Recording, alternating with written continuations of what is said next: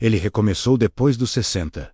E a vida respondeu. Naquela manhã silenciosa, ele percebeu que o maior medo não era envelhecer.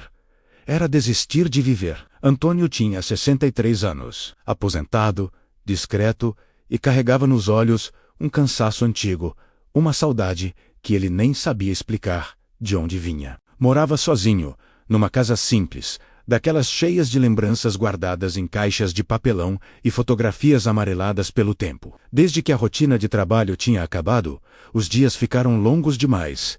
E mais do que isso, baste os demais. O telefone, que antes tocava com recados do escritório ou convites de colegas, agora permanecia em silêncio. Os amigos, aqueles do dia a dia, pareciam ter ficado no passado, como figuras distantes de outra vida. E com o passar dos dias, ele começou a acreditar que o seu tempo já tinha passado. Talvez você, em algum momento, já tenha se sentido assim, como se o seu capítulo principal já tivesse sido escrito. Antônio acordava cedo todos os dias, mas sem pressa alguma. Ele se sentava na varanda e ficava ali, observando a rua se mover, como quem espera por algo que nem sabe o que é.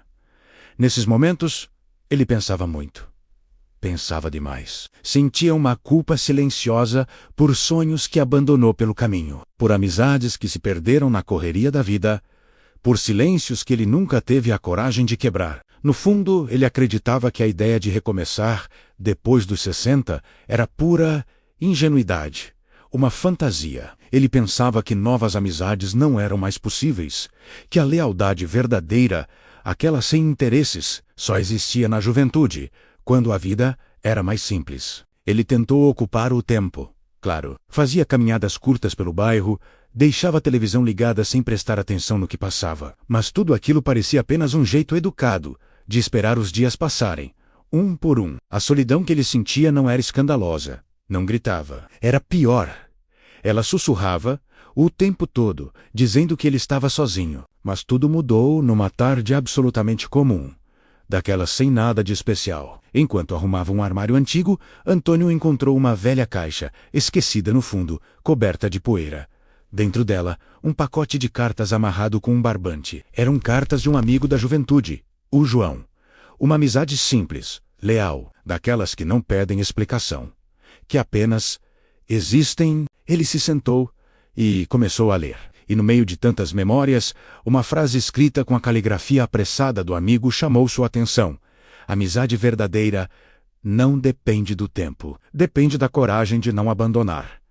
Naquele instante, foi como se uma luz se acendesse dentro dele. Algo clicou. Antônio percebeu, com uma clareza que doeu um pouco, que não foi o tempo que tinha afastado as pessoas da sua vida. Foi o medo de se reconectar, de ser vulnerável de novo, de tentar e talvez não ser correspondido. No dia seguinte, com as mãos um pouco trêmulas, ele fez algo que não fazia há anos. Pegou a agenda antiga, procurou o número do João.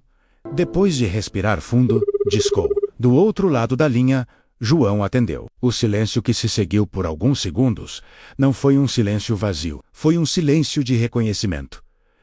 A conversa não foi longa, mas foi verdadeira. Eles riram de lembranças antigas, falaram das perdas que a vida trouxe para ambos e, no final, combinaram um café para a semana seguinte. A partir daquele simples telefonema, algo fundamental mudou dentro de Antônio.